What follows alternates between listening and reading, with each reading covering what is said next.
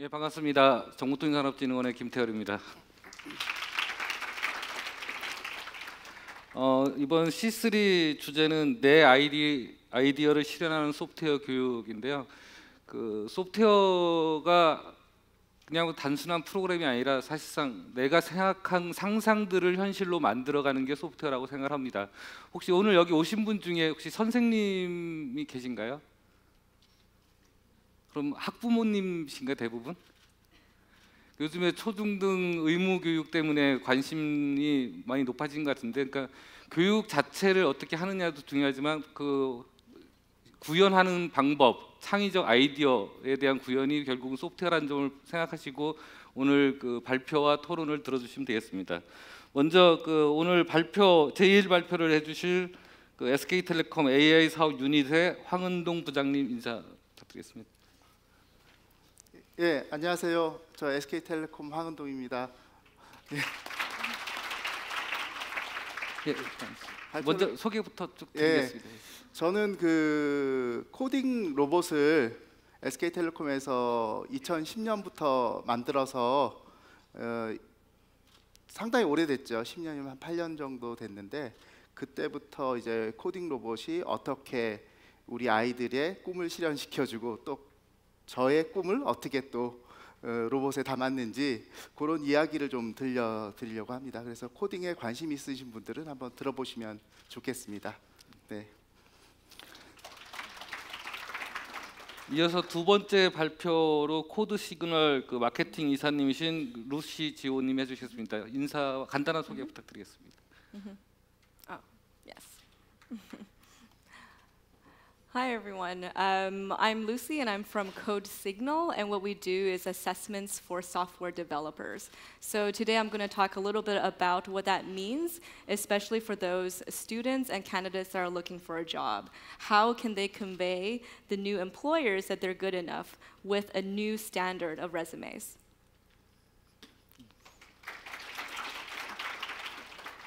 그리고 이어서 두 분의 토론자인데 그 현재 배포된 자료에는 데이비드 패스모어님이라고 되어 있는데 그 갑작스러운 일이 생겨서 참석을 못하셨고요. 대신해서 한국직업능력개발원의 박동선임 연구원님께서 참석해 주셨습니다. 예, 안녕하세요. 예, 저는 갑자기 이렇게 대타로 뛰게 됐는데요.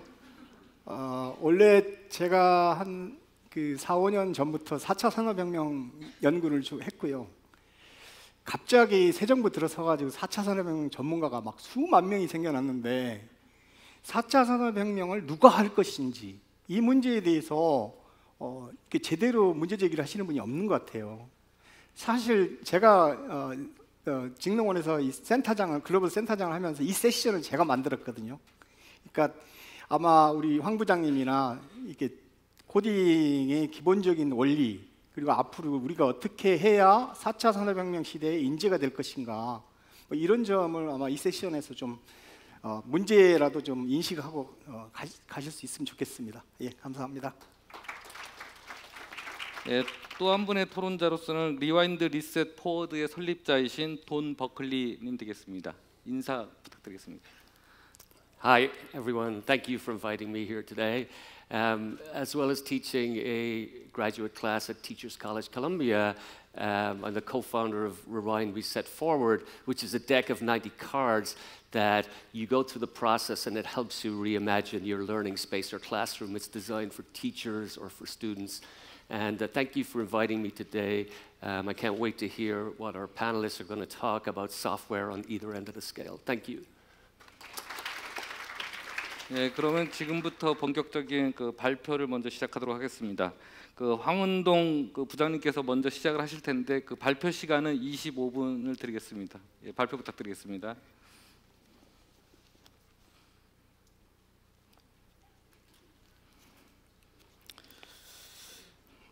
예, 다시 한번 소개해드리겠습니다. 저는 SK텔레콤의 황은동입니다. 만나서 반갑습니다.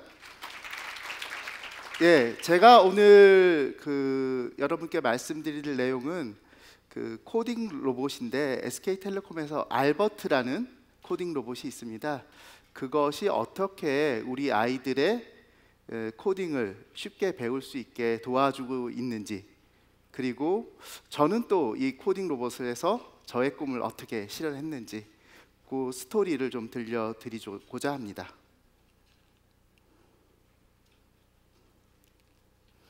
네, 발표 순서는 그 알버트 로봇이 어떻게 그 개발이 되었는지, 그 다음에 앞으로 어떻게 발전하게 될 것인지 이런 순서대로 발표를 드리겠습니다. 먼저 로봇의 탄생에 대해서 말씀을 드리겠습니다. 아까 말씀드렸다시피 알버트 로봇은 2010년도에부터 개발을 했습니다. 그래가지고 보시다시피 2012년도에 그 여기 보시면 이제 오렌지색 배가 있는 로봇이 나왔고 2016년도에 저쪽에 이제 노란 뿔이 달린 두 가지 로봇을 개발을 했습니다. 2010년도에 여러분 코딩이란 얘기를 들어보셨어요? 없죠? 요즘 근데 코딩 모르시는 분 있으세요? 한번 손 들어보세요. 요즘은 다 아시죠? 2010년도라면 어떤 때냐면 갤럭시 1, 우리 갤럭시 S1이라는 스마트폰이 처음 나온 때입니다. 근데 이제 두 로봇이 어떻게 다르냐면 요 오렌지색 로봇은 내비게이션이 돼요.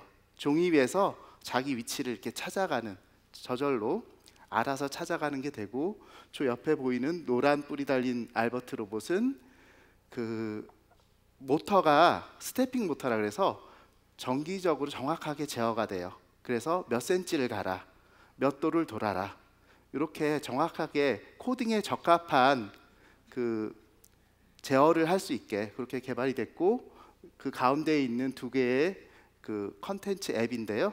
지원되는 앱은 카드로 코딩하는 방법, 그 다음에 이제 블락으로 코딩하는 방법. 우리가 코딩에서 가장 유명한 게 이제 스크래치라는 프로그램인데, 그거 이외에 다른 방법으로 저희가 이제 코딩을 어떻게 하는지 개발을 했는데 보여드리도록 하겠습니다.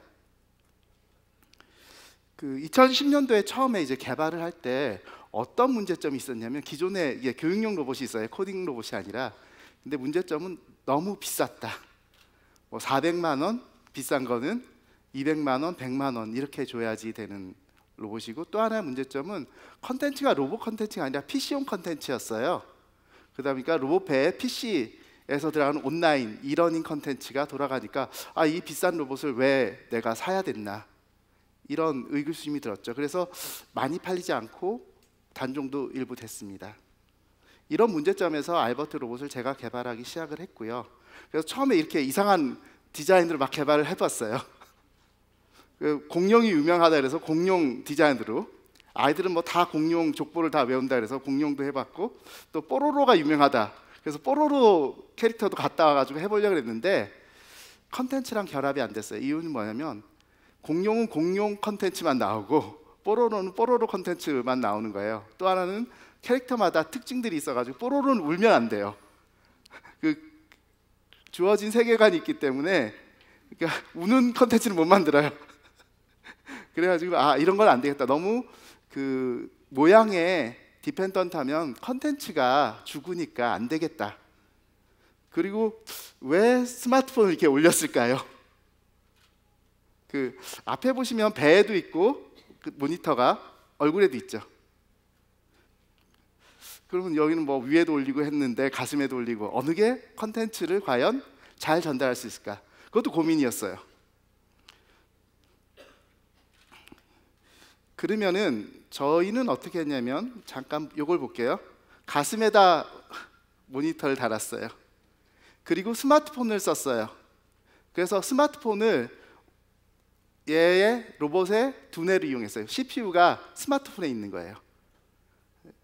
그래서 값을 떨어뜨린 거였어요. 그러니까 100만 원짜리 CPU를 밖에다 우리가 가지고 있는 스마트폰에 했고, 얘는 팔다리만 있으면 되겠다. 그래서 그 당시에 이제 값을 저렴하게 했고, 가슴에 왜 그러면 모니터를 달았을까? 이렇게 스마트폰을 연결했을까? 보면은 뭐 이렇게 뒤에 좀 설명을 드릴게요. 왜 가슴에 했을까? 가슴에 하면 얘가 소방관으로 옷을 바꿔 입을 수도 있어요. 그리고 손에서 사과를 이렇게 줄 수도 있어요. 모니터에서 손이 없어도. 그러니까 손이 없는데 손이 있는 것처럼 지금 돈을 주잖아요. 이런 식의 디자인을 해서 컨텐츠랑 가장 융합될 수 있는 디자인을 제가 개발을 했어요. 그리고 머리 헤어스타일도 이게 액세서리를 꾸며서 저렇게 뒤집어 씌우고, 여기 옆에 보면 호랑이 같은 경우는 가면을 씌웠어요. 아이들이 만들어서. 그러니까 눈만 있으면 이렇게 얼굴 모양도 쉽게 변화될 수 있게 이렇게 만들었어요. 자, 그래가지고 이렇게 이제 저희가 이제 디자인을 했는데, 컨텐츠를 전달하기 가장 쉬운 디자인 첫 번째. 그 다음에 센서가 있어요, 로봇은. 그래서 센서를 이용해서 어떻게 컨텐츠를 만들까, 이런 디자인을 했고요. 그 다음에 이렇게 요즘 제가 가져왔는데 굉장히 작아요, 로봇이. 그러니까 책상 위에서 공부할 수 있게, 이렇게 책상 위에 올라가야지 아이들이 공부를 할 수 있다, 이렇게 생각을 해가지고 책상 위에 올라가는 사이즈로 해야지 가격도 저렴해지고 또 아이들이 책상에서 공부할 수 있다, 이렇게. 그러니까 우리 사람도 하나님이 만들었을 때 팔다리를 어떻게 만드느냐에 따라서 역할들이 다 달라지잖아요. 그런 것처럼 로봇이 어떻게 디자인되냐에 따라서 걔의 성능이 좌우가 돼요, 기본적으로. 그래서 이렇게 했는데 한번 사례를 한번 볼까요? 이렇게, 이거는 영어 카드인데요, 영어를 이렇게 넣어달라는 거예요. 요 동영상 좀 플레이 해주시겠래요? 여기.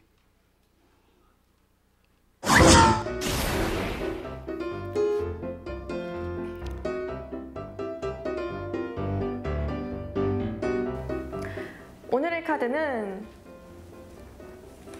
보시면 이렇게 배 모양으로 변해 있죠, 물이랑 모니터가. 수박이에요.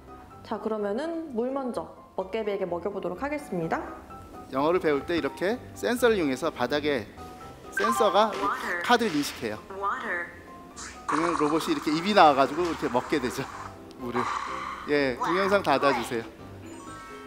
이런 식으로 로봇 디자인하고 이런 것들을 전체적으로 고려해서 디자인을 했고요. 그래서 이런 컨텐츠들을 저희가 이제 만들기 시작했습니다. 그래서 로봇의 컨텐츠에 대해서 좀 설명을 드릴게요. 그래서 한 60여 개의 컨텐츠를 이렇게 개발을 했고, 특히나 이제 한국어뿐 아니라 영어, 스페인어, 중국어, 이렇게 해서 글로벌 어린이들도 쓸 수 있게 언어 변화를 많이 했습니다. 그리고 이제 코딩이 2012년부터 저는 이제 개발했어요. 앱을 개발을 하기 시작했는데, 저희가 이제 코딩 카드란 것을 그때부터 이제 쭉 해가지고, 어떻게 하면 스크래치가 좀 너무 어려운 거예요. 왜냐면 유치원생들이 PC를 했는데 이 드래그 앤 드랍도 잘 못하고요. 그 다음에 너무 메뉴들이 많아요. 우리 엑셀 그 화면을 열 때 뭔지 모르는 버튼들이 너무 많죠. 겁나죠, 처음에 모를 때는. 근데 실제 쓰는 거는 몇 개가 안 돼요. 그래서 저희도 스크래치의 많은 이 블락들, 명령어 블락을 다 이렇게 아이들한테 보여줄 필요가 없다. 그래서 필요한 카드만 아이들한테, 그러니까 저희가 카드가 한 40종류 정도 되는데, 굳이 다 할 게 아니라 오늘은 앞으로 가만 배우고 싶다, 그러면 앞으로 가 카드만 주자. 그리고 뒤로 가 카드만, 뒤로 가 카드만, 이렇게 해서 오늘 필요한 카드만 주면 되고, 그걸 가지고 수업을 진행하고 로봇의 명령을 내릴 수 있게 돼요. 그래서 여기 보시면 안 보이는 점들이 여기 찍혀 있어요. 여기에는 우리 슈퍼마켓 가면 바코드라고 찍죠. 여기는 다코드, 세이펜이라고 좀 하는데 안 보이는 점들이 여기 찍혀 있어요. 그래서 이 점의 종류가 65,000가지 정도가 돼요. 그래서 65,000가지 서로 다른 명령을 내릴 수 있는 카드를 만들 수가 있어요. 그래서 요 카드로 알버트 배에 여기에 있는 센서가 있어요. 옵티컬 아이디 센서라는 걸 이렇게 딱 대면 이걸 인식하게 돼요. 그래가지고 아이들이 이 카드라는 굉장히 좋은 기존에 써왔던 아날로그 컨텐츠를 이용해서 코딩을 쉽게 배울 수 있게 이렇게 만들었어요. 그래서 이걸 2015년도에 1월 달에 영국 배트쇼라고 가장 유명한 그 교육 기자재전이 있어요, 영국에서. 거기서 발표를 했더니 굉장히 좋아했어요. 특히 프랑스에서는, 프랑스 교육부에서 오셔가지고 아, 이건 혁명이다, 아이들이 쉽게 배울 수 있는. 그래서 그 다음부터 이 카드를 이용한 코딩들이 여러 로봇들에 적용되기 시작을 했습니다. 예, 보시면 이 카드가 어떻게 적용되는지 볼게요. 이렇게 이제 길 따라가는 거를 코딩을 해보는 거예요. 그래서 앞으로 가 이렇게 넣으면 여기 화면에 딱딱 뜨죠. 그래서 4번 가면 정확히 40cm를 가요. 얘가. 그리고 오른쪽으로 돌죠. 오른쪽으로 돌고 다시 앞으로 가고. 그 다음에 이제 맨 목적지에 도착하면 빨간불을 켜라. 빨간불을 켜는 게 이제 마지막이고, 그 다음에 뭐 말을 한번 해본다든지.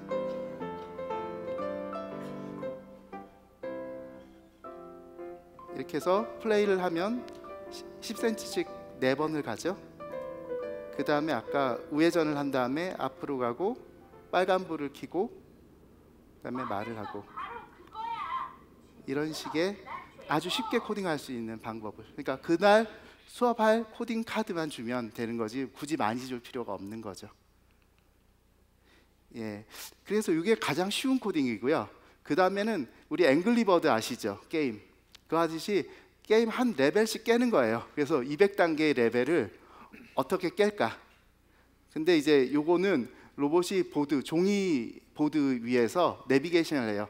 우리 GPS를 받아서 자율주행차처럼 내비게이션을 하면서 주어진 미션이 있어요. 1번 문제는 뭐고 2번 문제는 뭐고. 그래서 점점 난이도가 높아지는데 그거를 어떻게 푸는지 한번 사례를 보겠습니다.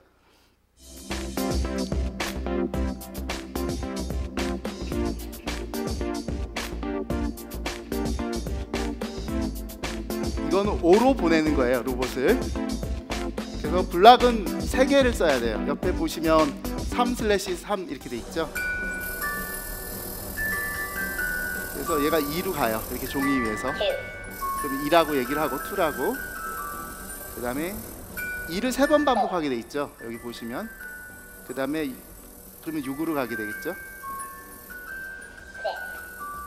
그리고 다시 -1하니까 5로 와서 이렇게 문제를 이렇게 다음 문제 이런 식으로 푸는 형태로 해서 아이들이 그 혼자 학습하는 게 이렇게 문제를 깨면서 이렇게 게임 다음 단계 넘어가는 식으로 이렇게 문제를 이렇게 자연스럽게 이렇게 풀면서 코딩을 학습할 수 있는 형태로 한 200문제 정도가 레벨별로 이렇게 있습니다.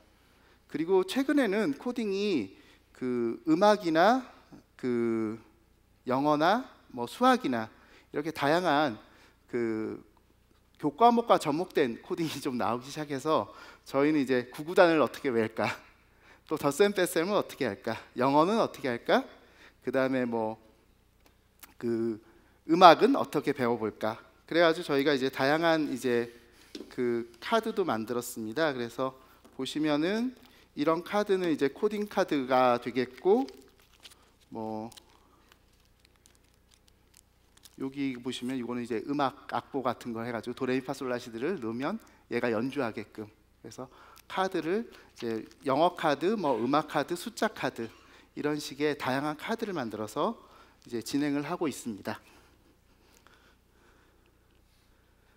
그러면 저희가 이제 이런 걸 알리기 위해서 여러 번 프로젝트를 좀 했어요. 프로젝트를 좀 소개시켜 드릴게요. 이것은 저희가 이제 한 1,400개 로봇을 140개 학교 돌봄 교실이라고 있어요, 한국에. 거기다가 이제 기증을 하고 교육 효과성을 테스트해 봤어요. 그래서 3개월 후에 그러니까 시작하기 전에 한번 테스트하고 3개월 후에 테스트를 했는데 그 창의력하고 문제 해결력, 그다음에 학습 몰입도 이렇게 3가지가 사전, 사후 이렇게 굉장히 향상되었다는 결과를 얻었고요. 그 과학창의재단하고 저희 건국대 임걸 교수님하고 해가지고 총 1,100명 아이들을 대상으로 했기 때문에 굉장히 큰 실험이었고, 그 결과 농촌 아이들이, 그러니까 이런 ICT 기기에 좀 접하지 않은 농촌 아이들의 창의력이나 이런 것들이 많이 올라갔어요. 도시 아이도 물론 올라갔는데 농촌 아이들이 상대적으로 굉장히 많이 올라갔습니다. 그리고 저희가 이제 EBS에서 코딩에 이걸 좀 확산을 해보자 그래서 애니메이션을 같이 제작했어요. EBS랑 같이 해서 알버트 로봇을 주인공으로 해서 그 코딩 애니메이션을 제작했는데 지금도 이제 EBS에서 재방송을 하고 있습니다. 그래서 보시면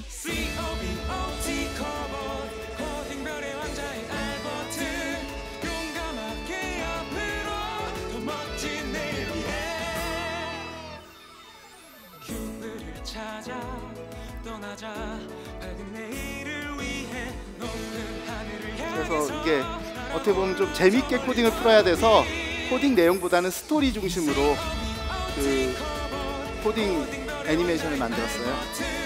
용감하게 나가자 더 멋진 내일 위해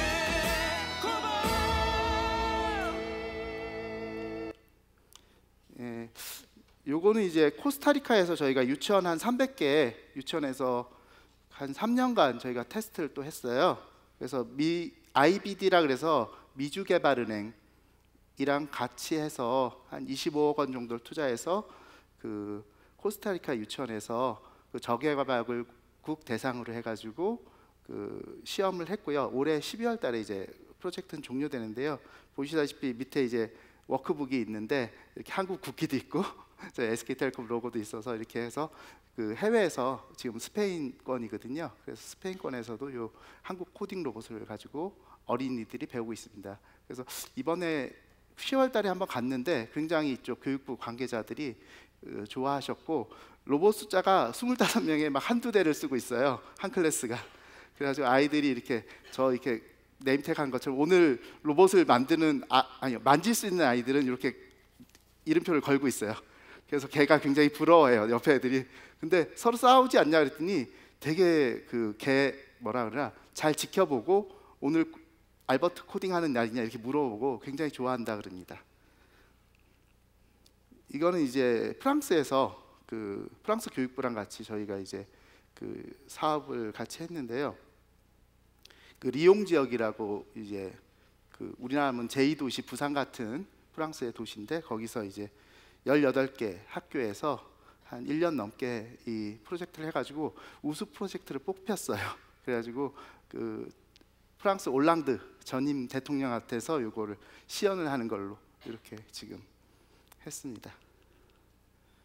이거는 이제 작년에 저희가 티움 모바일이라 그래서 SK텔레콤의 그 이동형 ICT 체험관이 있는데 그 바르셀로나 MWC 그 ICT 전시장 가가지고 저희가 이제 그 스페인 학생들 대상으로 1시간씩 한 1000명 대상으로 4일간 이렇게 수업을 했어요. 체험 수업을. 그래가지고 이때도 굉장히 아이들이 좋아를 했습니다. 그리고 요거는 이제 그 페루에 저희가 작년 11월에 이 모바일 클래스를 지어줬어요. 이렇게 알버트 체험관을. 그래가지고 이 알버트 그 인형이 있는데 페루에서 좀 만들어가지고 디자인이 좀 이상하게 바뀌었어요. 좀 이상하게 괴기스럽게 좀 바뀌었는데 하여튼 이렇게 해가지고 지금도 잘 쓰고 있습니다. 그래서 페이스북에 계속 지금 활용 영상들이 올라가고 있습니다. 그래서 그리고 요 화면은 이제 작년도에 저희가 스페인에서 그 티움 모바일이라고 그 체험관을 하고 학교에 올해는 이제 좀 들어가 보자 그래가지고 그 바르셀로나 그 안에 있는 라살레 보나노바라는 학교에 카톨릭 학교거든요. 여기에다가 이제 시범 교실을 만들어 놓고 정규 교과로 내년 2월까지 시험을 그러니까 파일럿 테스트를 해보고 있는 상황입니다. 이건 이제 우리나라에서 여러 군데 이제 이 코딩 체험관을 만들어서 운영 중에 있고요. 앞에 첫 번째 이쪽 거는 남양주시에서 그 체험관을 어린이 비전 센터라 그래서 운영을 하고 있고 저 옆에는 SK텔레콤 대전 그 사옥 안에다가 자원봉사 우리 직원들이 자원봉사하고 있어요. 옆에 아이들 모아놓고 학교 아이들 불러서 코딩 가르쳐주고 이제 시험 수업하고 있고 요거는 이제 밑에 있는 거는 그 대구에 있는 수성구라고 대구의 강남구라 그러는데요.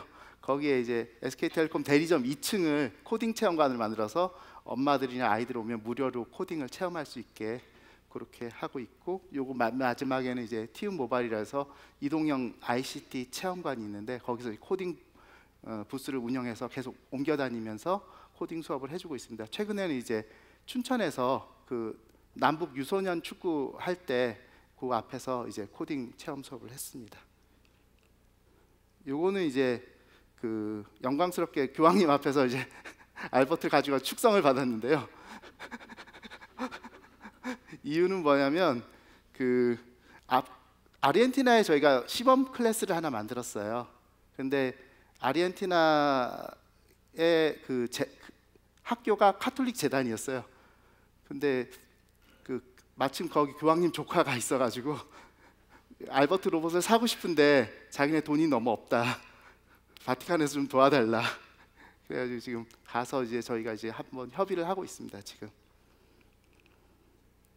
이제 시상을 받은 거는 이제 와튼 스쿨이라고 미국에 있는 학교에서 K-12 그러니까 고등학교 이하의 ICT를 이용한 교육 에서 저희가 이제 대상을 받았고, 이 디자인도 레드닷 어워드라 그래서 3대 디자인상인데 거기서 이제 상을 했습니다. 상을 탔습니다. 그다음에 작년에 이제 ITU라 그래서 전기통신연합이라 그래서 거기서 이제 교육 분야 기업상 이렇게 탔습니다.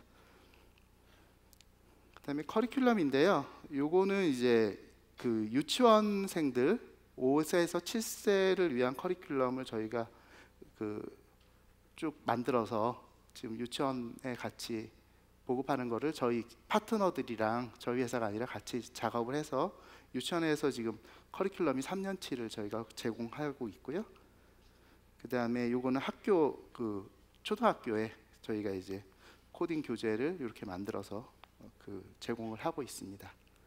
그리고 마지막으로 이제 학원도 이렇게 해서 저희가 하는 건 아니고 이용해서 이제 학원에서도 코딩 학원이 있는데 거기서도 이렇게 워크북이나 이런 것들 만들어서 수업을 하고 있습니다. 그러면은 과연 알버트가 어떻게 진화할지, 이건 사실 저도 이거를 한 8년 했죠. 2010년부터 계속 이것만 했어요. 사실 대기업에서 하나의 업무를 8년간 하기는 쉽지 않아요. 특히나 돈도 못 벌면서 이렇게 여러분, 이게 돈을 버는 사업이 아니에요. 적자 사업이에요. 사실은 계속 돈을 퍼봐야 되는 사업인데 지금 8년간 어쨌든 하고 있습니다. 근데 이제 여러분 요즘 AI 스피커 많이 쓰시잖아요. 그걸 갖다가 이제 로봇 안에 넣는 작업을 지금 하고 있어요. 그래서 로봇이 좀 더 똑똑하게, 그래서 앞으로 와 그러면 앞으로도 오고 이렇게 맑게 알아듣는 로봇으로 좀 만드는 거를 지금 하고 있습니다. 예, 이상 마치겠습니다. 발표 감사합니다. 시간을 딱 알맞게 쓰는데 재미있는 코딩, 그러니까 모든 교육에서 가장 중요한 건 재미인 것 같습니다. 해외 여러 가지 지금 활동을 하시는데 오늘 여기 참석하신 분들 중에 한 분 뽑아서 경품으로 알버트 한 대 내놓으시는 건 어떨까요? 네, 가져온 거 하나 드리겠습니다. 네. 여기 이따가 지금 혹시 뭐 번호가 있으신가요? 오시면서 이 경품을 뽑을 수 있는 방법은 없죠. 그래서 예? 희망자 중 여기 질문을 하도록 돼 있더라고요. 그 질문자 중에서 질문을 채택되는 분한테 드리면 적절하겠죠. 제가 누군지 알 수도 없고 번호도 없으니까요. 아주 좋은 질문을 여기다 올려주시면 제가 추첨을 그분께 몇 대까지 혹시 하실 수 있나요? 한 세 질문 채택되시는 분한테는 다 한 대밖에 안 돼요. 이게 30만에서 한 대랍니다. 그러니까 좋은 질문을 만들어 가져온 게 한 대밖에 없어서. 예, 다음은 이어서 루시 자오 코드 시그널 마케팅 이사님께서 자동 평가 플랫폼 코드 시그널 제품 마케팅도 담당하시죠. 그래서 다음 발제를 이어가도록 하겠습니다. 예, 자리 부탁드립니다. 20에서 25분 정도 하시면 되겠습니다. Oh, yes. 21, 25.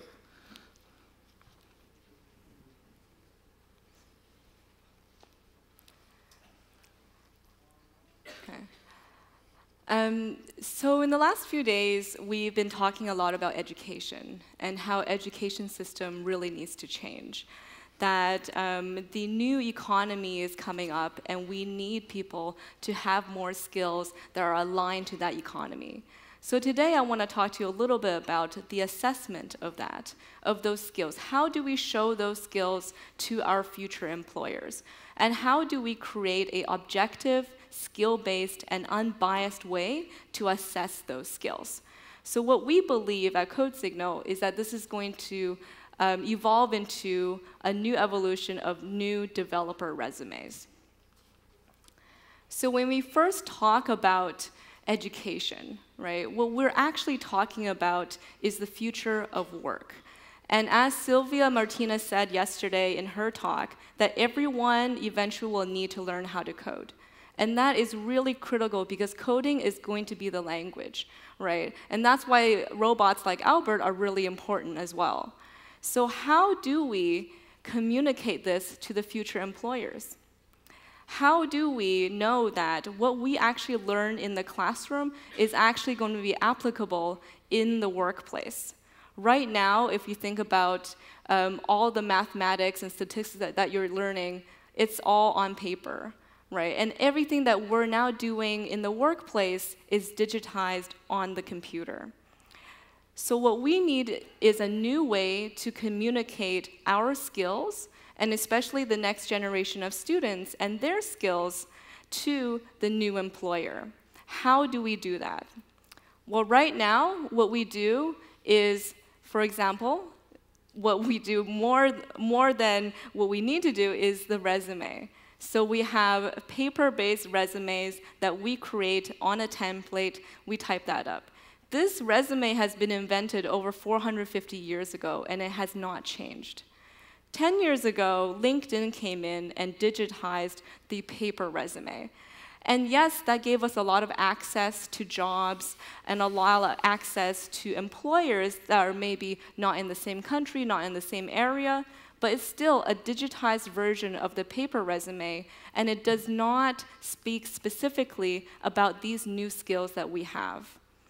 Now, new employers, large employers pretty much on the forefront of hiring, are now looking at social media as cues to gauge how their personality would be on the job. They're checking people's Facebook, their Twitter, but the thing is that all of these things still do not communicate our skills, our software skills that we need to learn in school eventually.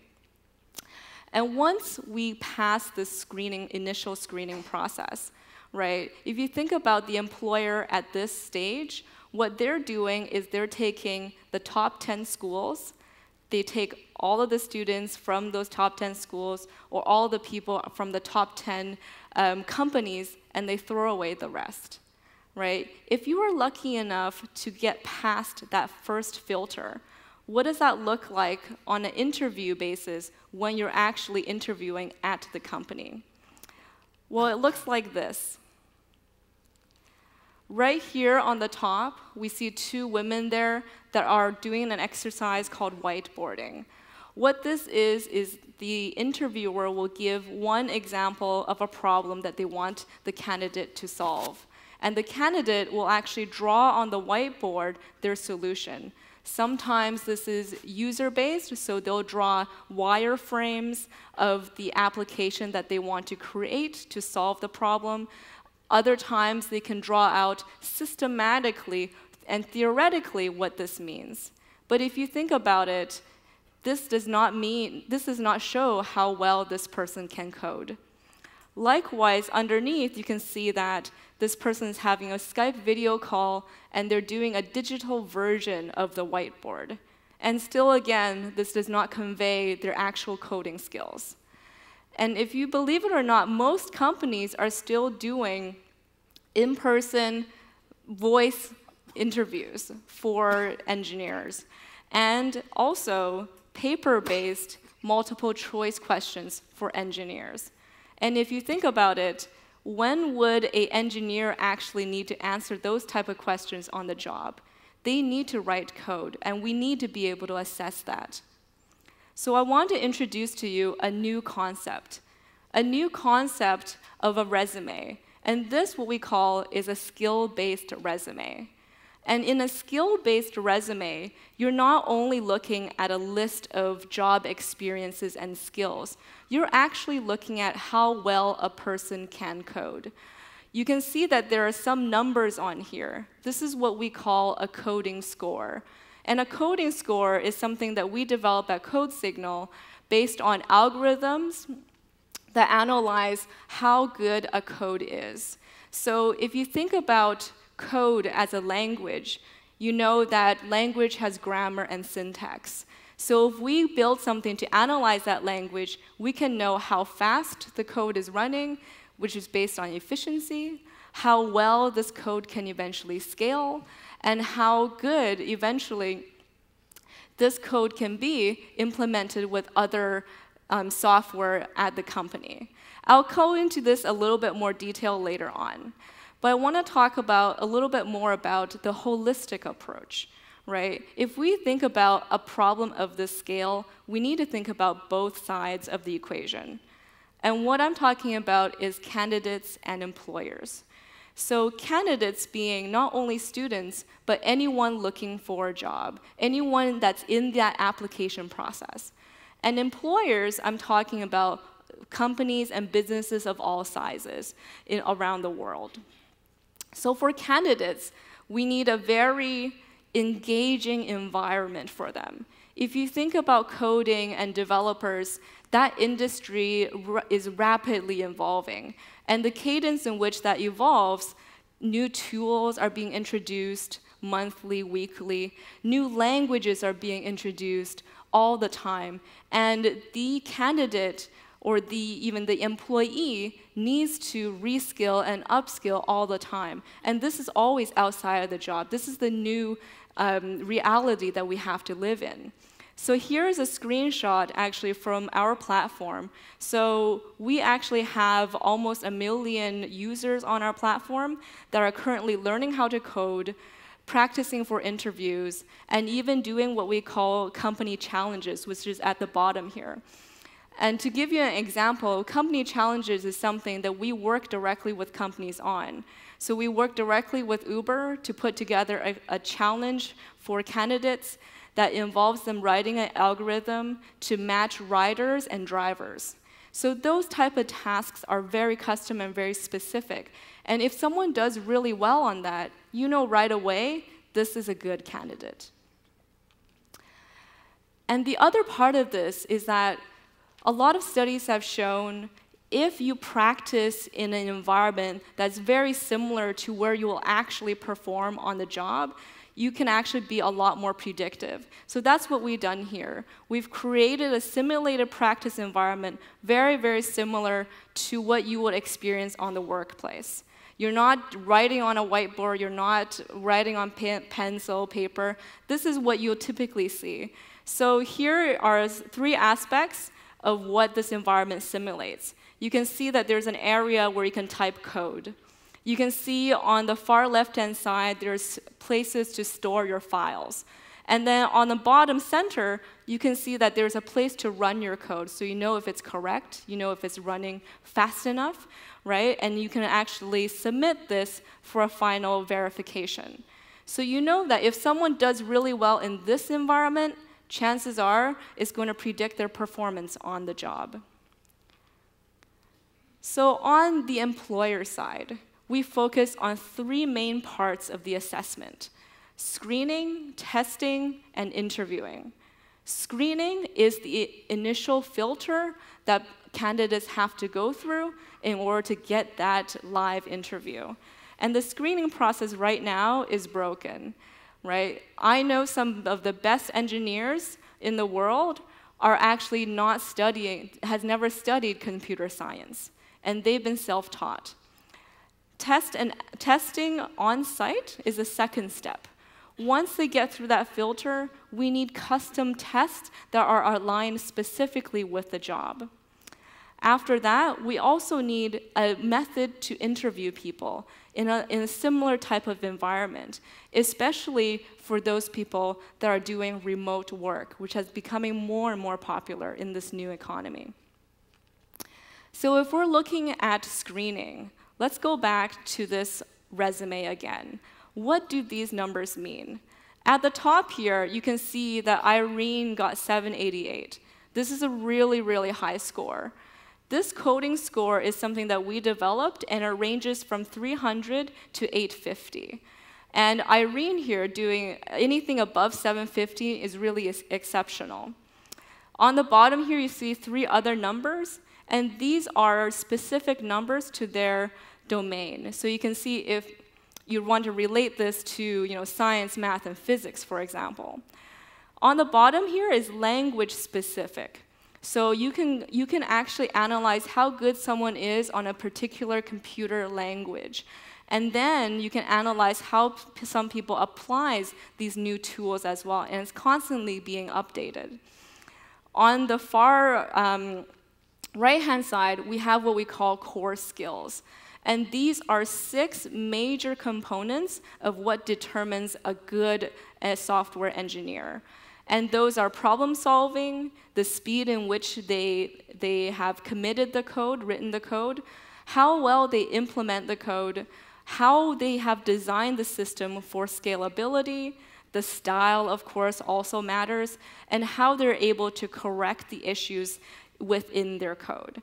So all of these things give you a very, very good and deep understanding about someone's skill without even having to talk to them. And this, I believe, is much better than what we have on a paper resume right now. And the one main question I get asked very often is how predictive is this score? Not only have we proven that mathematically, but we also proven that in the reverse. So with our large sample size of almost 1 million users on our system, we have taken the emails that they signed up with, emails from major companies and emails from major known universities. And we averaged out their scores, and it looks like there's a correlation between the school, the company, as well as the score of the person. But that's only a very small sample size of our major user base. Majority of our users, you cannot identify them. They're anonymous. They use maybe Gmail or Yahoo. So if you think about it, most people, they don't belong to these companies, and they don't belong to these universities. To give you a good example, we recently conducted a widespread university test, and we sent this out to a lot of universities within the US. And one of the person that scored the highest is an undergraduate student, 2nd year, that got 849 out of 850. The CTO of our company got 820.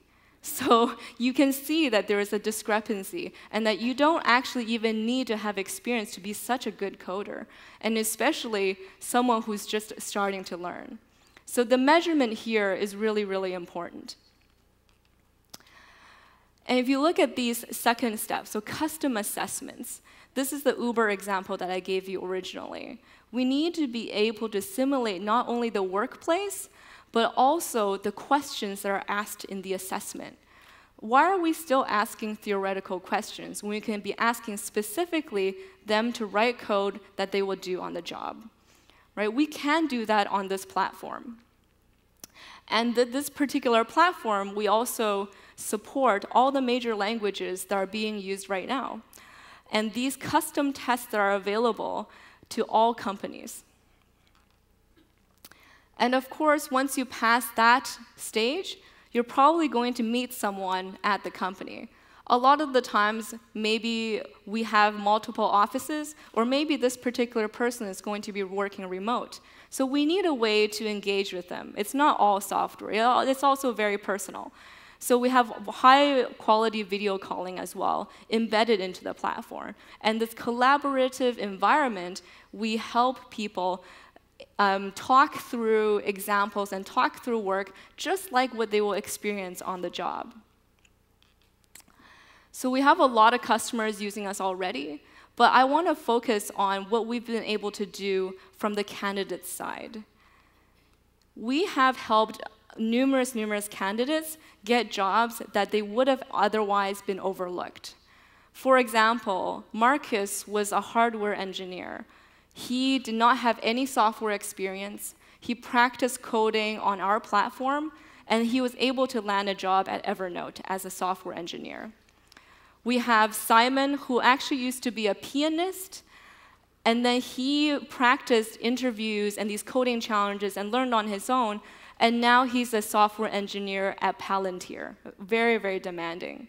And another one, Haley, she was actually a wildlife ranger, and now she's a software engineer and Android developer at Scoop, which is a startup in San Francisco.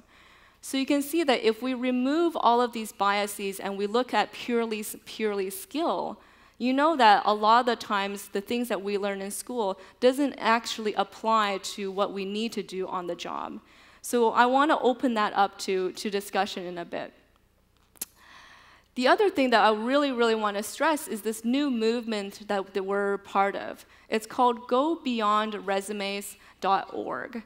This is a movement that we've joined in collaboration with some of the largest companies in Silicon Valley, including Quora, Facebook, Airbnb, and numerous others. And what we've bound together to do is try to remove biases in developer hiring across the board. And we already have an amazing board of advisors. So these engineers, as well as hiring managers and university recruiters from top companies, know that this is a problem. Not only is there an issue in bias, but the thing is that if you only take top university candidates, you're missing out on 99% of the students out there. And a lot of the times, they're the ones that are really, really good. So I urge, if you're interested in this, you can actually sign up on GoBeyondResumes.org. It's a non-profit a non-profit organization, and it's free for institutions, educators, and students to join, as well as employers. So you can go there to sign up. But I don't want you to take my word for it. I want you to watch the story of Corey, of how he landed a job at Liftoff. We have these needs to challenge ourselves. We have these drives to try new things, to get excitement out of what we're doing. It's not enough just to get a paycheck.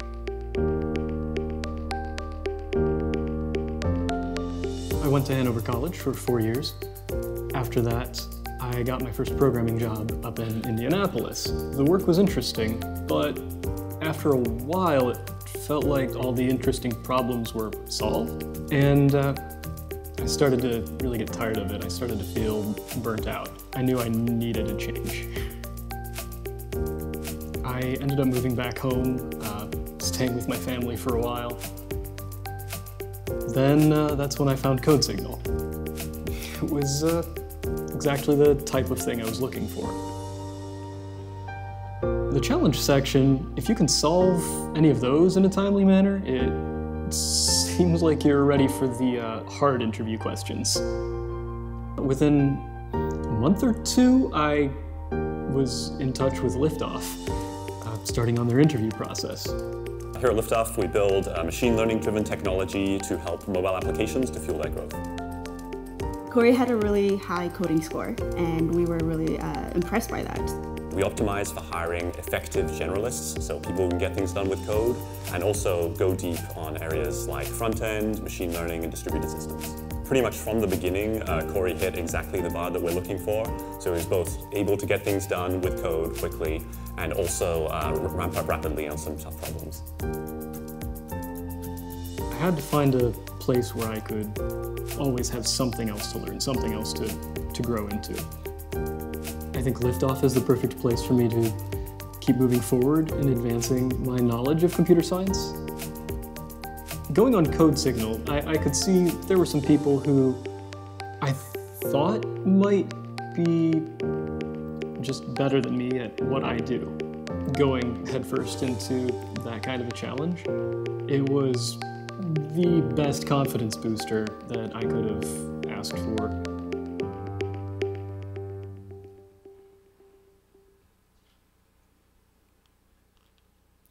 And that concludes my presentation. Thank you very much.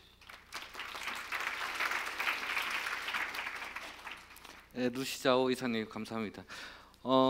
제가 질문을 하나 드리고 넘어가고 싶은데요.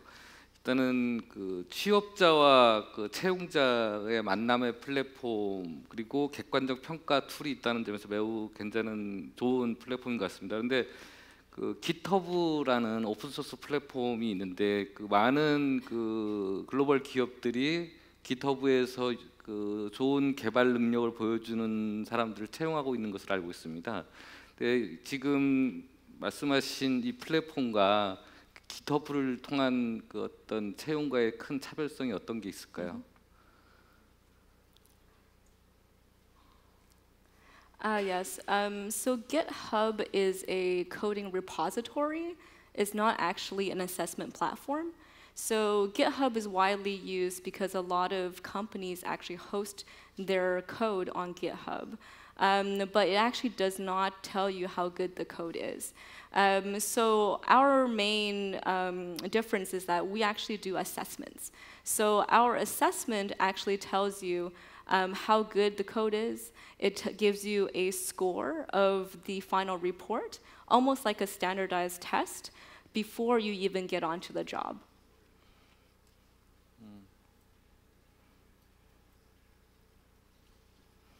예, 잘하겠습니다. 그러면은 지금 토론자 두 분께서 먼저 박동 선임연구원님께서는 10분 정도, 그러니까 10분의 시간 동안 앞서 발제하신 분들에 대한 발제 내용에 대한 코멘트와 그 이외에 본 세션의 주제인 내 아이디어를 실현하는 소프트웨어 교육에 대한 의견을 같이 말씀 부탁드리겠습니다. 예, 두 분의 일단 발제 잘 들었고요. 특히 이제 재미있는 코딩, 그러니까 코딩이라는 거를 너무 그동안에 우리나라에서는 어렵게 접근을 해왔던 것 같아요. 컴퓨터 언어들도 대학에서 가르치는 것도 너무 수준이 낮고 너무 컴퓨터 언어라는 게 계속 발전하지 않습니까? 그러면 새로운 언어를 가르쳐야 되는데 교수님들이 대부분 공부를 안 하신다고 그래요. 그래서 제가 사실상 제 조카 이야기를 좀 해드리면, 제 조카가 서울의 모 대학교에 컴퓨터공학과에 재학 중인데 휴학을 했어요. 그래서 수학을 잘하거든요. 그래서 야, 너 수학도 잘하는데 왜 학교를 그만뒀어? 그만두고 싶어 해요, 실제로. 그 사연인즉슨 이게 코딩이 너무 어렵다는 거예요. 그리고 현실적으로 지가 미래 진로에도 아무 도움이 안 되는 컴퓨터 언어를 가르치고 있다는 거죠, 학교에서. 그래서 그 학교에 코포자들이 그렇게 많다고 그럽니다. 여러분, 코포자 들어보셨어요? 수학, 과학, 포기자와 더불어서 대학에서 코포자가 많이 생긴다고 합니다. 그러면 대학 교수님들한테 제가 그랬어요. 왜 그러면 대학이 교육을 잘못해가지고 코포자를 양성하십니까? 그랬더니 그걸 우리한테 왜 따지느냐? 초중고 교육이 안 되고 있지 않느냐? 이제 초중고 교육에서 기본이 안 돼 있는 학생들이 올라오는 거예요, 대학으로. 그러니까 교수님들은 미국에서 공부를 했잖아요. 그냥 뭐 대학 교육을 그대로 해버리는 거예요. 그러니까 코딩의 기본 원리, 알고리즘의 기본 원리를 이해를 못하는 이 학생들을 앉혀놓고 대학 입시만 달달달달 암기해가지고 컴퓨터 공학과에 들어왔는데 그 친구들 대상으로 해서 뭐 강의를 해버리니까 랭귀지를 따라갈 수가 없잖아요. 학원을 다닐 수도 없고 다녀도 버틸 수가 없다는 거예요. 그나마 버티는 애들이 그렇게 해서 버틴다고 합니다. 그래서 최근에 제가 이제 그 중고등학교 컴퓨터 교사 선생님들하고 면담회를 했어요. 전문가 모임을. 그래서 문제를 다 드러내놓고 우리 금년에 컴퓨터 교육을 처음 이제 소프트웨어 교육을 했으니까 그 문제점 뭐고 개선점이 뭔지 의견을 들어봤더니 결론만 말씀드리면요, 정부 재정 지원을 바꿔라. 지금은 대학 중심으로 지원하고 있는데 대학생들 코딩할 줄 아는 애들이 몇 명이나 되느냐? 다 코포자 아니냐? 그럴 거면 차라리 교육을 아주 조기 단계에서부터 시작을 해갖고 초등학교, 중학교에다가 투자를 해라. 이거 맞죠?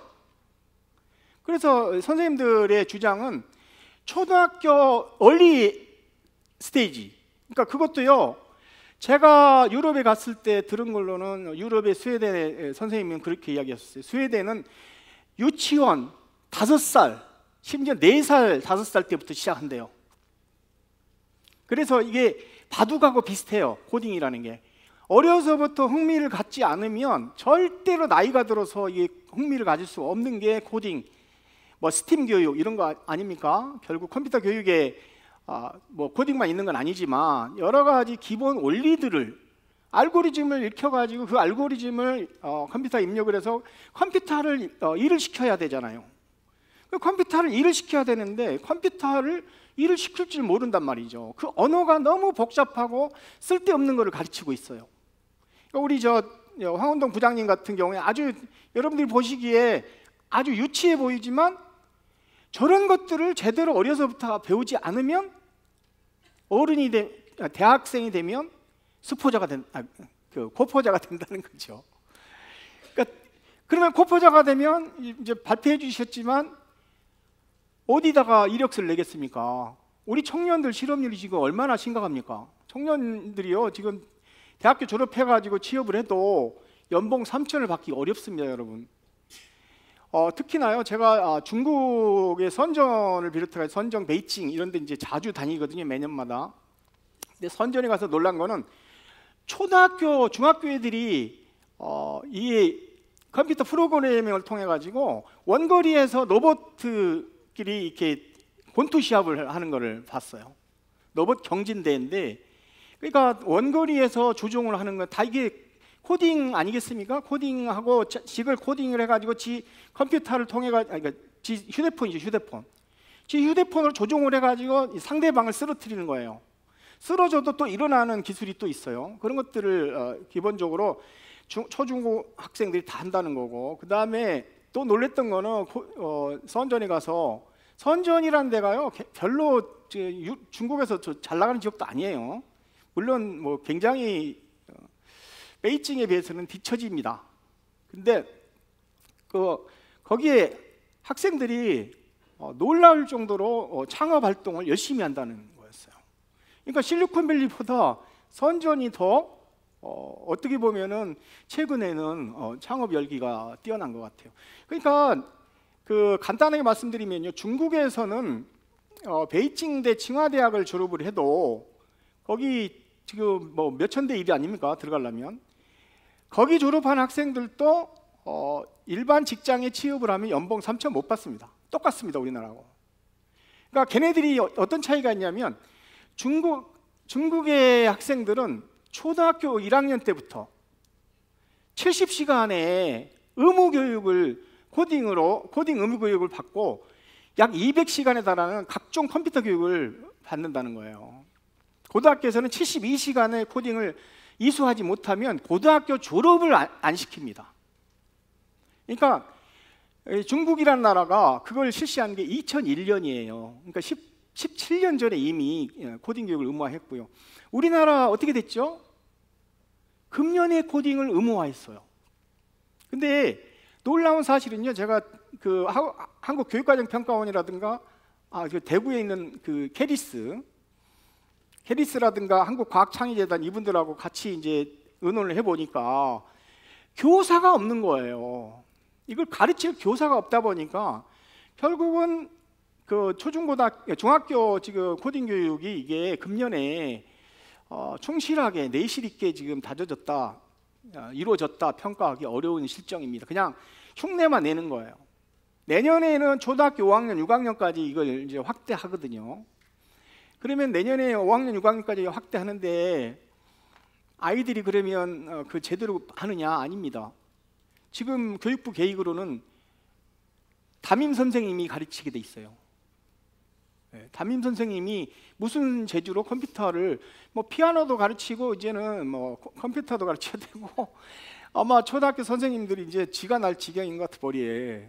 근데 그것도 5학년, 6학년이니까요. 너무 늦고요. 제가 볼 때는 초등학교 1학년 때부터로 확대해야 되는데 아까 말씀드렸지만 선생님들이 없고요. 두 번째는 중학교에 PC가 없어요. PC가 없어요. 98%의 학교에 PC가 없는 걸로 조사됐어요.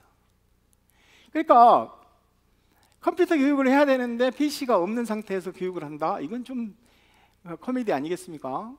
그러니까 기본적으로 이러다 보니까요, 코딩 사교육이 지금 판을 치게 생겼습니다. 공교육에서 코딩 교육을 의무화시켜 놓고 이거를 제대로 할 수 있는 시스템을 안 갖춰 놓으니까 이게 이제 사교육 시장이 이제 늘어나게 되는 거예요. 여러분들 각 지역에 가시면 느닷없이 코딩 학원들이 막 생기고 있죠. 그 이유가 바로 공교육에서 이거를 충분하게 지금 해주지 못하고 있는 거예요.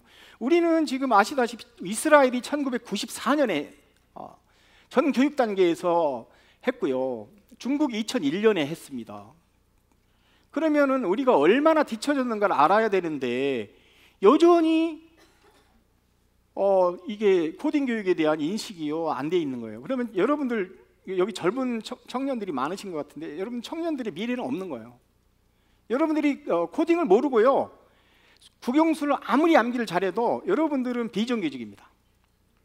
여러분들의 미래는 딱 비정규직으로 딱 정해져 있다고 보시면 돼요. 제가 그렇게까지 확증하는 이유는 뭐냐면 우리 직업교육의 미래가 그만큼 어두워요. 앞으로 여러분들의 진로가 굉장히 어둡습니다. 제가 현장에서 자동차 공장에서 7년을 일을 했거든요. 근데 제가 예측하건대 자동차 산업이 조만간 일대 도전에 직면해가지고 대부분 다 붕괴할 것 같아요. 그러니까 여러분들의 미래를 위해서는 새로운 방향에 이제 전환을 하셔야 되고요. 대학에서 코딩 공부하는 거는 너무 늦다. 그거는 마치 바둑을 내가 그 프로 선수가 되고 싶은데 바둑을 대학에 들어가서 배우는 거나 똑같은 거예요. 바둑을 몇 살 때 배웁니까, 여러분들? 어려서 배워요. 어릴수록 좋다고 그래요. 5살, 6살 때 배우는 거예요. 코딩은 5살, 6살 때 기본 원리 이런 것들을 그때 배우고 알고리즘적 사고를 해야 컴퓨터의 사고를 능가하지요. 그렇죠? 컴퓨터처럼 생각해야 컴퓨터를 움직일 수 있고 그런 인재가 되어야 미래의 신기술 창업을 통해 가지고 청년들이나 이 나라의 미래 산업을 이끌어 나갈 수 있을 텐데 현재 상태에서는 지금 코딩조차 암기를 하고 있고 그리고 대학 가면은 코딩 때문에 괴로워가지고 학교를 포기해야 되는 이런 상황으로 가고 있단 말입니다. 너무 안타까운 일입니다.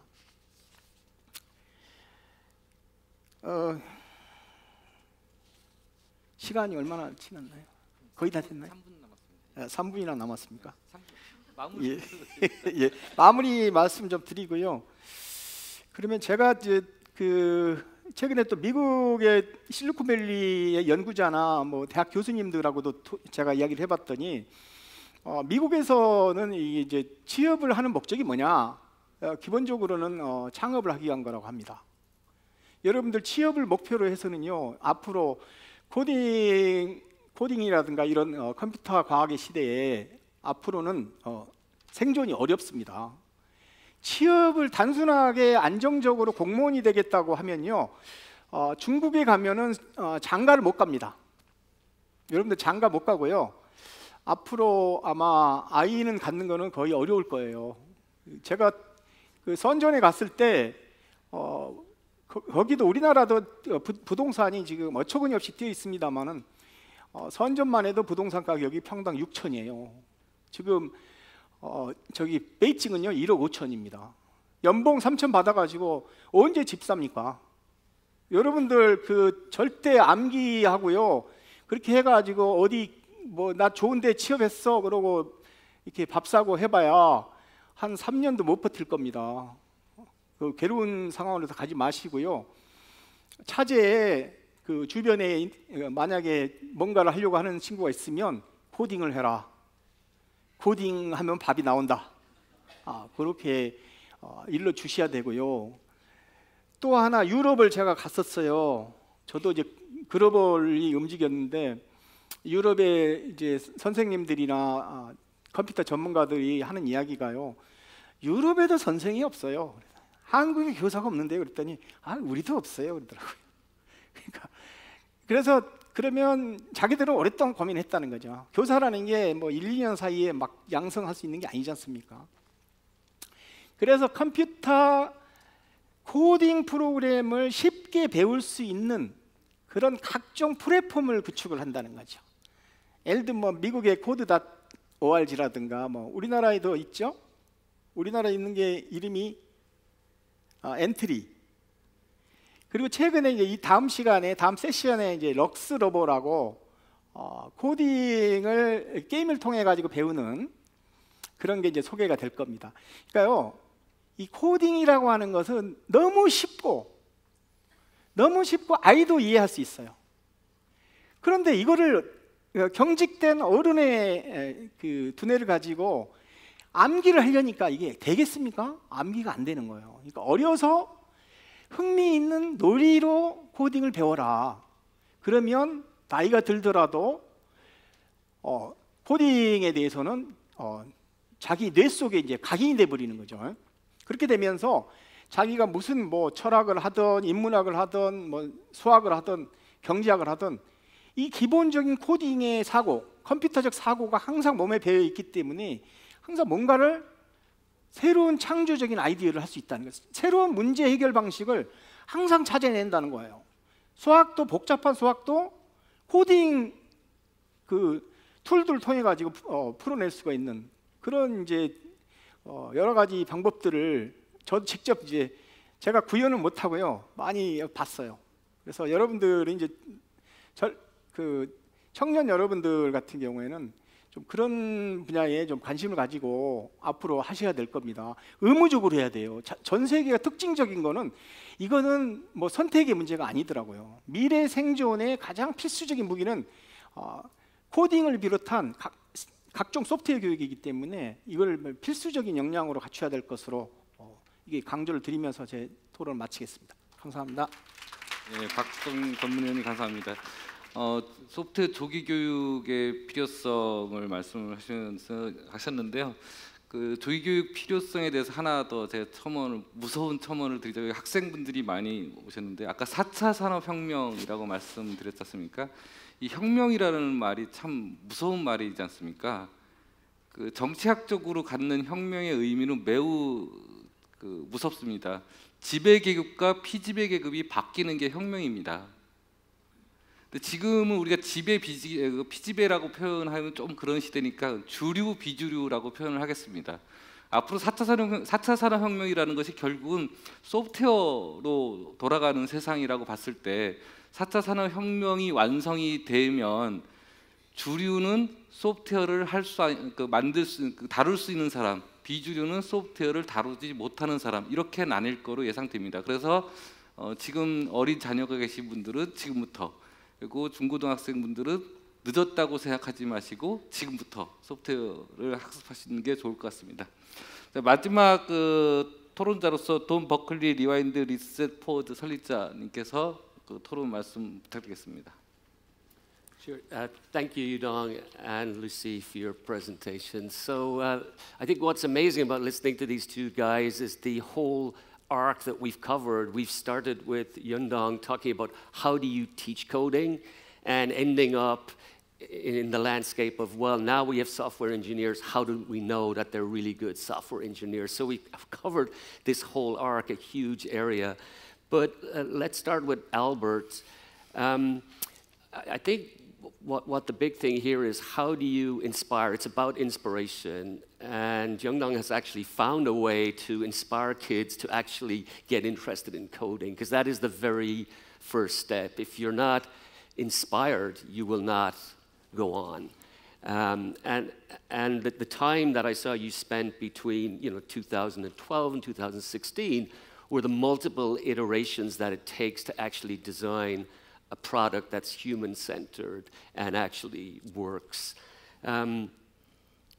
What's also fascinating is the robot is based on block programming, and that's been like a huge innovation compared to text coding, how we've originally coded. So what if you're someone that isn't text-based but is visual-based? You may be mildly dyslexic or just have problem reading things. This has opened, block coding has opened up a whole new area of getting people interested in coding.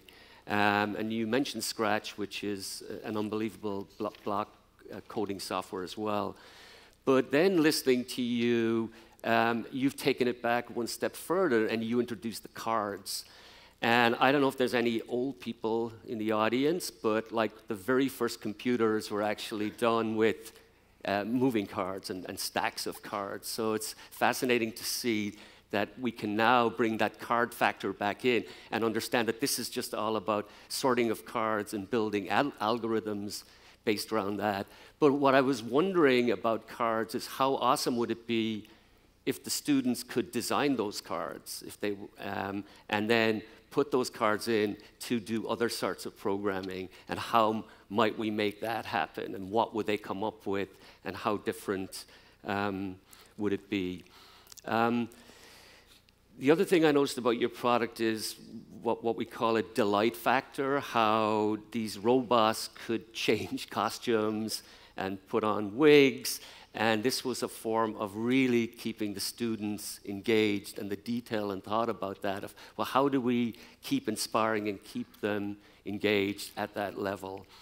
And so when we move on from there, and so what is the next stage of coding like that? Because often when we move into middle school, that sort of becomes too cute, and it's not serious, and oh, we can't do that, it must be serious. But you know, what is the wrong with being playful right up through high school in learning coding and computer science and computational thinking? And I think this is what often happens in the US, at least, that once we hit the 8th grade, everything becomes serious and we can't have fun and it can't be playful, and now you need to think about college. But you know, how can we make coding up at this level engaging?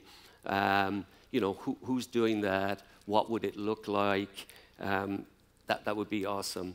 The other fascinating thing about Albert was the whole global aspect. I wrote down Costa Rica, Lyon, France, Barcelona, Lima, Peru, and Argentina. And so in all this whole thing of coding here, we've seen a big global piece. And that's so important for the future of, you know, you touched on all these countries, but how could we share code with each other between these countries, and what would it look like? So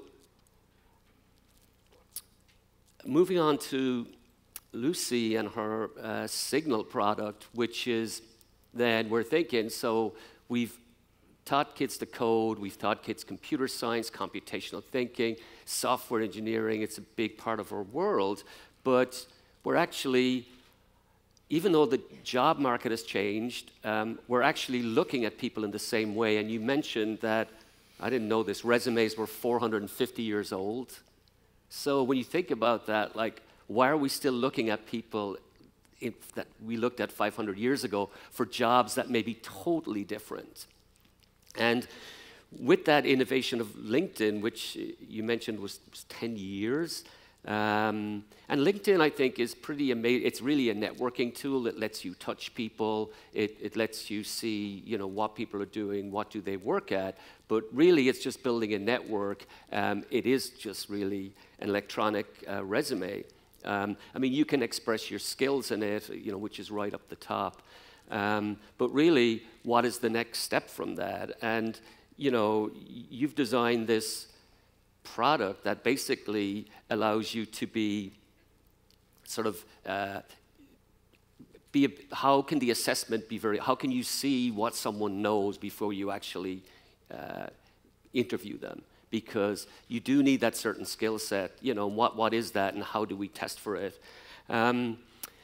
So what I also thought was really interesting of how you've built in an educational model in your assessment so you could actually learn within that. So how interesting is that, that you're assessing, you're applying for a job, but there's also a learning component where you're actually learning things. And that sort of really ties into the fact that the future of work is about us continually learning and continually educating. It doesn't stop with us just getting our degree. We have to retool, reskill, relearn, and relearn. And that I find really interesting of how in an application process could it also be about education. And so thinking about your two very different end products at either end of the scale, there were three sort of common things that you both said. And one was you both used the word playful, so that learning should be playful, but should also applying for jobs should be playful. Second thing was that both involved learning. We were learning with Albert, but we were also learning with Signal. And of course, both were still teaching problem solving, which I think is the key thing to all of this. Coding, computer science is about problem solving, and that's what the future of work is about. Defining problems, getting ideas, and what are those solutions that change. There's always many solutions, and solutions change from day to day. Thank you. 네, 감사합니다. 역시 그 코딩과 관련 교육과 관련된 세션이라든지 질문이 의외로 많이 올라오네요. 물론 그 상품도 영향이 있겠죠. 그래서 상품부터 먼저 발표를 하는 게 좋을 듯도 싶습니다. 그러니까 첫 번째 올라오기도 했고 아는 분들이 제일 많았는지 좋아요도 제일 많고요. 저도 질문하려고 했던 건데 질문으로 올라왔습니다. 그 황은동 소장님한테 아니 죄송합니다. 예, 황은동 부장님한테 질문인데요. 그 코딩에 대한 그 많은 우려 사항이 단순한 기능직을 양산하는 거 아니냐. 사실 코딩 프로그래밍이라는 게 창의력을 개발하는 건데 아까 로봇 같은 경우도 이렇게 언뜻 보기에 보면 그냥 단순해 보이는 느낌이 들거든요. 그러면 이 코딩 교육이 문제 해결력이나 창의력과 연결할 수 있는 그런 교육의 모습은 어떤 모습이 될 수 있을지라고 질문하신 분이 빨간 고양이 님이십니다. 이따 빨간 고양이 님은 황은동 부장님께 이 경품을 받아가시면 되겠습니다. 여기에 대한 답변 부탁드립니다. 네. 질문이 뭐였죠? 정확하게? 그러니까 코딩이 단순 기능직으로 가는 수 있는데 예. 문제 해결이나 창의력으로 그런 얘기가 있어요. 네, 그게 제가 이제 이렇게 노가다 코딩하면 노가다 밤새야 되고. 근데 사실은 코딩 교육은 우리나라에서 두 가지로 나눠져요. 근데 하나는 그런 진짜 코더를 양성하는 프로그래밍을 양성하는 진짜 그 직업으로서의 코딩을 하는 사람을 양성하는 건데 실제 우리나라 교육 과정에 있어서는 초등학교의 소프트웨어 교육은 그 코더를 양성하는 건 아니에요. 우리 코드.org라는 미국 그 사이트에서 봤지만은 실제는 생각하는 방법, 컴퓨테이셔널 띵킹이라 그러는데 컴퓨터적 사고를 향상시키는 거거든요. 그러니까는 옛날에 우리 그 소크라테스 뭐 옛날에는 3단 논법이라는 게 있어요. 이 사람이 얼마나 인터뷰를 할 때 논리적으로 사고하는지 뭘 물어보면 3단 논법이라는 교육 방법을 써가지고 그 사람들이 얼마큼 논리적으로 얘기를 하는지 사고가 얼마나 논리적인지를 판단을 했어요. 그래서 우리도 이제 여기서 뭐 서울역 가면 어떻게 돼요? 그러면 여기 길 따라가면 돼요. 이렇게 얘기하는 사람도 있고 여기 가서 광나루역에 가서 몇 호선을 타고요. 몇 번째 정류장 가서 어디서 환승을 해서 맨 앞에 타면 내리면 좋고요. 그래서 어디 계단을 올라가서 이렇게 가셔서 1호선을 타서 서울역으로 가세요. 이렇게 얘기하는 사람이 있거든요. 다 둘 다 맞아요. 말로는 하면. 이렇게 가서 쭉 가면 돼요. 뭐 서쪽으로 가면 돼요. 이것도 맞는 얘기예요. 근데 누가 더 논리적으로 얘기를 했냐? 그걸 측정하는 방법이 사실은 말로 하는 것보다는 로봇에게 똑같은 언어로 표현을 해서 진짜 서울역을 몇 초 만에 갔는지 그 다음에 몇 줄의 코딩을 해가지고 갔는지 이거를 측정할 수가 있어요. 그러니까 코딩이란 언어를 통해서 그 사람이 얼마나 그 코딩의 줄수, 그러니까 코딩하는 줄수를 줄여서 창의적으로 했는지 그 다음에 정확하게 거기 갔는지 논리적으로 그걸 이제 측정할 수가 있거든요. 그러니까 교육의 새로운 방법이 된 거예요. 우리 인터뷰 이렇게 해보면 이 사람이 좋다, 저 사람이 좋다. 사람마다 다 누가 더 인터뷰를 잘하는지 갈리게 되거든요. 근데 이 코딩은 딱 이런 교육 방법이 나오니까 아 얘가 더 논리적이고 창의적으로 했어. 이게 평가를 굉장히 쉽게 할 수 있어요. 그러니까 이런 것들을 우리 초등학교나 유치원에 도입을 하면 모든 생활들이 단순하게 코더를 양성하는 게 아니라 논리적으로 얘기를 하고 또 자기가 논리적으로 사고를 하고 또 문제를 어떻게 풀지를 정확하게 스텝 바이 스텝으로 해결할 수가 있죠. 그래서 최근에 이제 뭐 자영업자들이 망한다. 그래가지고 요즘 골목 식당이라는 그 백 선생님이 나와서 막 컨설팅을 해주는데 결국 보면 내가 어떤 문제가 있었는지 그거를 스스로 파악을 못하는 거예요. 근데 백 선생님은 코딩을 못했어요. 솔직히 말해서 내가 코딩 못하는 것 같아요.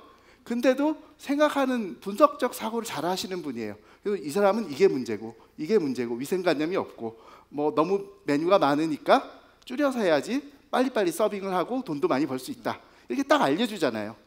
그게 결국은 코딩이거든요. 생활 속에. 그러니까는 단순하게 코딩은 코더를 양성하는 게 아니라 실제 자기가 가진 문제, 그다음에 내가 어떤 직업을 했을 때 어떤 모든 직업은 어떤 문제를 해결하고 그 성취를 해야 되거든요. 그걸 논리적으로, 창의적으로, 그다음에 효과적으로 달성하는 방법을 알려주는 거거든요. 알겠습니다. 네. 그 유사한 질문인데 직업적 측면에서 질문을 드리는데 박동 연구위원님께 그 지금 이제 인공지능 기술이 계속 발전을 하고 있지 않습니까? 결국은 인공지능이 스스로 코딩하는 시대도 올 것이다라는 전망도 하고 있습니다. 그렇게 보면 현재 코딩을 열심히 학습하는 것은 결국은 죄송합니다. 블루컬러 직업군을 양상하는 이 단기적 문제가 해결책이 될 수 있는 거 아니겠느냐라는 질문이 있습니다. 직업적인 측면에서 과연 코딩 교육이 하이 클래스의 직업으로 제가 아까 뭐 주류라고 말씀을 드렸지만 그런 거에 대한 전망, 방법에 대해서 말씀을 제가 볼 때는 이제 첫 번째 질문하고 맥이 같은 것 같은데요. 그러니까 코딩 교육을 왜 조기 교육해야 되느냐, 왜 유치원 단계에서부터 해야 되느냐, 이거는 이제 창의성의 문제거든요.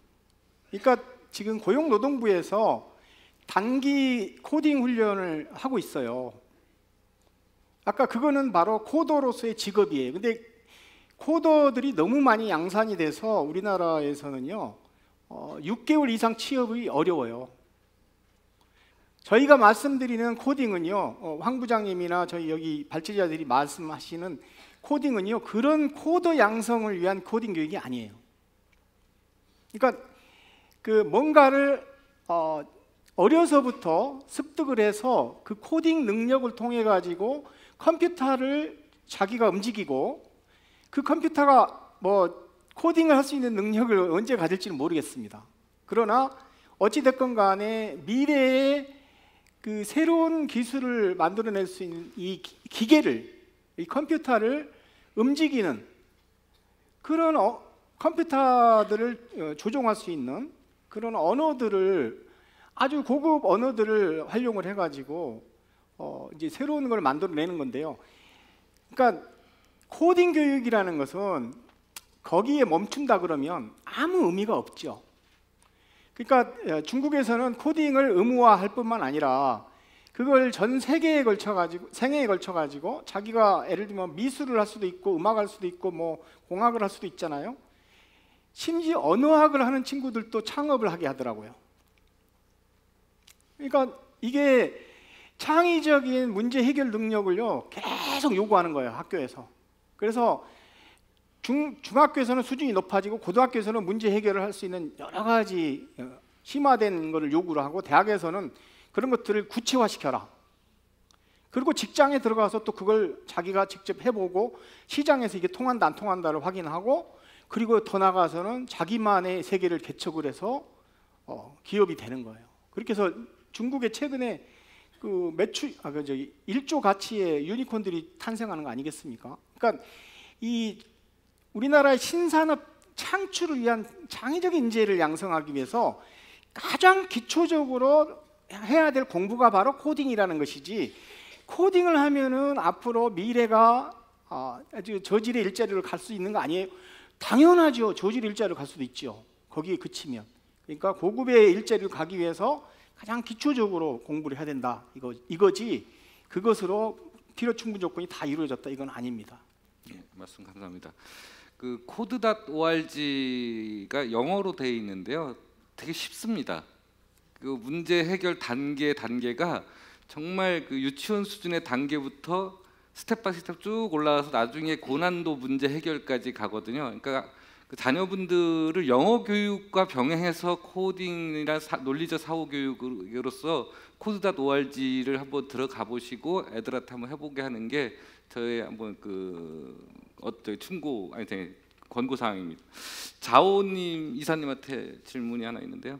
그 여기 지금 참여하신 분 중에 이제 한국 기업에 취직을 원하시는 분이 계신 것 같습니다. 근데 아까 나온 그 구직자 쪽으로 보면 구인자 쪽으로 보면 그 다 글로벌 해외 기업들인데 앞으로 한국 기업이 동참하도록 그 확대할 계획은 있으신지, 그리고 현재 그 각 기업들이 저희가 그 국내 기업들하고 소프트웨어 관련된 그 각종 개발자들의 수상자를 우선 채용에 대한 협의를 많이 진행하는데 사실상 잘 안 됩니다. 안 되는 이유가 그 코딩 능력은 있다고 볼지라도 그 기업이 갖는 인재상과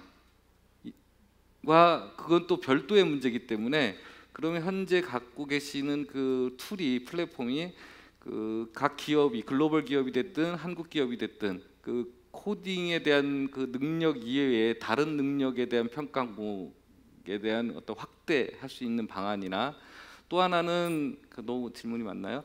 지금 비대면 평가인데 과연 김태열이라는 이름으로 해놓고 했는데 그것이 리얼 김태열인지를 알 수가 없는 문제가 있는데 그 문제는 어떻게 평가할 수 있는지 답변 부탁드립니다. Okay.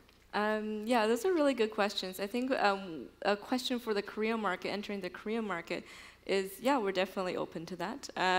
So the current platform of CodeSignal is all in English right now, but we can definitely adapt that to other environments.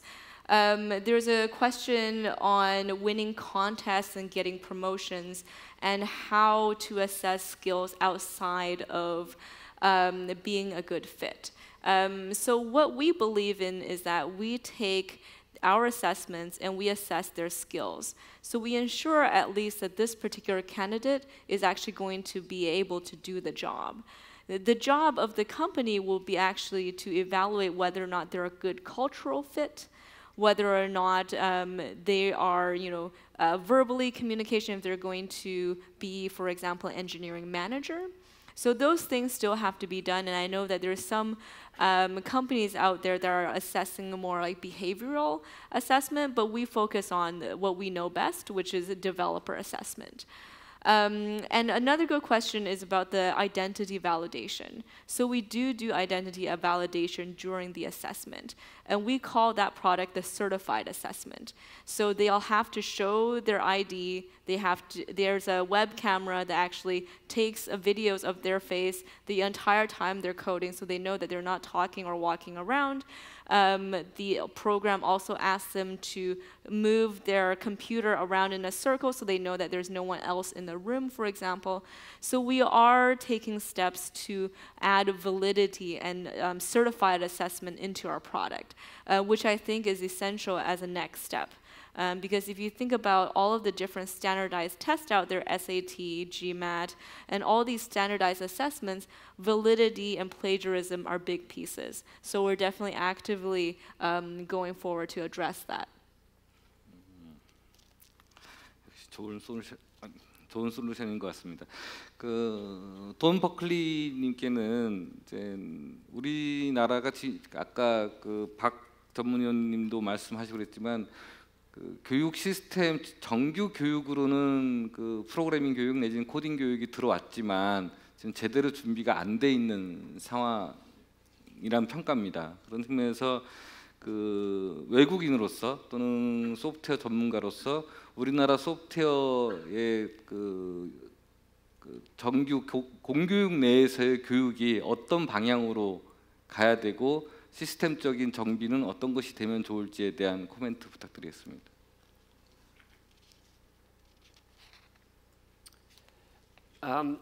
Yeah, I guess the big thing with programming and how it's been adopted is it's still seen as a separate subject. And I mentioned this yesterday in STEAM about how we need to be talking about colliding content and not separating each one. Why is it always different? The real world is about integration and multidiscipline. So what I think is one good idea is that how can coding be part of a math curriculum? What math is dated that doesn't need to be taught anymore, and how can coding be brought in as part of that? What part of science is maybe not as relevant as it was 20 years ago, and how can coding be part of that? And if coding is part of the math or the science or part of a broader STEAM program, it's part of multidiscipline that sort of makes more sense. 결국은 융합의 시대인 것 같습니다. 그래서 지금 오늘 두 분의 발표자와 두 분의 토론자의 말씀을 종합하면 사실상 코딩이라는 것이 그 기능적인 능력을 키우는 것이 아니라 창의적인 문제 해결 능력을 키우는 부분이라고 생각됩니다. 그 사람의 평가를 때 크게 두 가지로 구분할 수 있답니다. 세 가지요. 죄송합니다. 문제를 잘 푸는 사람, 문제를 잘 못 푸는 사람, 또 하나의 사람이 있는데요. 문제를 내는 사람. 그러니까 문제를 내고 남이 풀게 하는 거죠. 지금 우리가 계속 창의력, 문제 해결력을 했는데 문제 해결력보다 사실은 더 중요한 건 창의력입니다. 창의적 사고를 해야만 남한테 문제를 낼 수 있겠죠. 물론 코딩이 문제를 푸는 능력이지만 그래서 좀 더 장기적으로 봤을 때 창의적 교육 코딩의 어떤 이런 자기가 상상한 것을 구현하는 그 과정 속에서 문제를 스스로 낼 줄도 알아야 된다는 것입니다. 지금 그 소프트웨어 교육과 관련해서 사교육 문제가 계속 얘기되고 있는데요. 제가 여기서 광고 하나 하고 넘어가겠습니다. software.kr이라는 사이트가 있습니다. software.kr 거기 들어가시면 무료로 받을 수 있는 다양한 소프트웨어 관련 교육들이 링크가 다 걸려 있습니다. 그런데 아까 얘기했던 그 코드.org라든지 다양한 그 국내 사이트도 많이 있고요. 외국 영어 사이트도 많이 있습니다. 그래서 거기서 그 소프트웨어 교육을 다양한 형태로 무료로 받을 수 있습니다. 굳이 학원까지 돈 내고 안 가셔도 됩니다. 오늘 90분 동안 그 창의적 자기 아이디어를 실현하는 소프트웨어 교육에 대한 어떤 방향에 대해서 토론했습니다. 그 귀한 걸음 해주신 그 두 분 발표자와 토론자께 감사의 박수 부탁드리겠습니다. 네, 이것으로 토론을 마치겠습니다. 감사합니다.